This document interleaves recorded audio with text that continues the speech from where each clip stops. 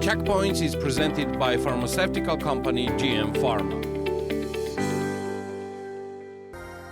Would you say it is a right decision to grant Georgia candidate status with preconditions? I usually don't try to put value into things. I try to report facts. So is it the right decision? I am, if there's something I believe in, it's the enlargement process and the fact that I think that the EU should enlarge. And right now, there is such a thing as an enlargement momentum. The EU is interested in enlargement again. And I can tell you, after my years in Brussels, that stretch many, many years, that has not always been the case. So right now, there really is a window of opportunity. So I want all the countries that have a chance to join the EU to jump in through this window, basically. I think that's very essential because I know that worse times are ahead. There will be a time, probably very soon, when the EU is not particularly interested in enlargement again. There are going to be economic problems. We see now what's happening in the Middle East. The EU will lose focus and will do other things. There will not be reforms, etc., etc., etc. So these sort of opportunities that exist now for Ukraine, Moldova, and Georgia are not always there. So that's why I think that this decision probably is the right one. I perfectly understand why you're asking me this question. Many people say that maybe the Georgian government doesn't deserve it and so on.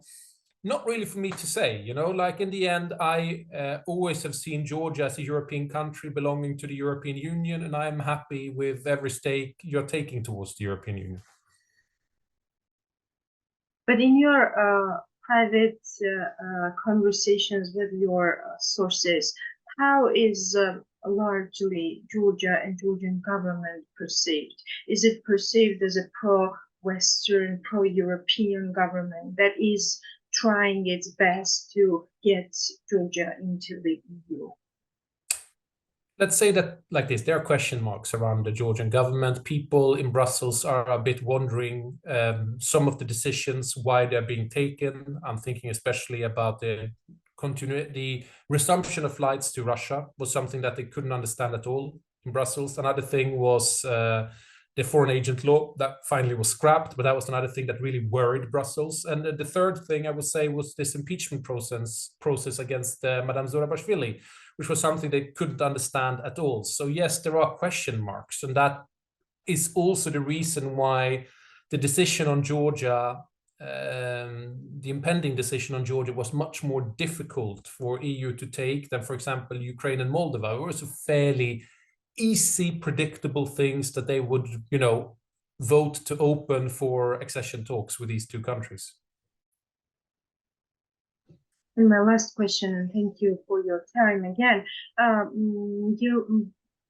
The anticipation if EU grants Georgia the EU candidate status is that it will state that this is the Georgian people who deserve it, and this is not the government who deserves that.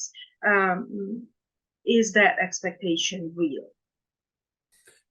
I don't think it will be in the documents, quite frankly, because the documents are very dry. These are very sort of factual things. This and this has happened. This has not happened. What I don't rule out that maybe European commissioners on Wednesday will say something to that effect, or even that EU member states, when they will take the final decision in December, will say something similar, that this is for the Georgian people. But I think that the documents you will see on Wednesday will be rather sober. And have you seen the document? I have heard about the documents. I hope to have them today. Okay. And do you know whether there are some of the points where we will have like more than 3 points where we can say that Georgia has achieved the results? But I mean, on some of these recommendations, you have achieved them, right? So that's not a problem. I think that's rather when it comes to these sort of the politicization of things, that will be the problem. The judiciary will be a problem. I think they will still say something about the oligarchization, but let's say on of your 12 recommendations, 8 or 9, maybe even 10 will be more or less okay, right? So it's sort of like, it's not like you have everything bad. This is absolutely not the case, but there are certain issues where Brussels still will be doubtful. Let's put it that way. Thank you so much for your time. Thank you, Thank Elene. you. Thanks. Bye. The Checkpoints is presented by pharmaceutical company GM Pharma.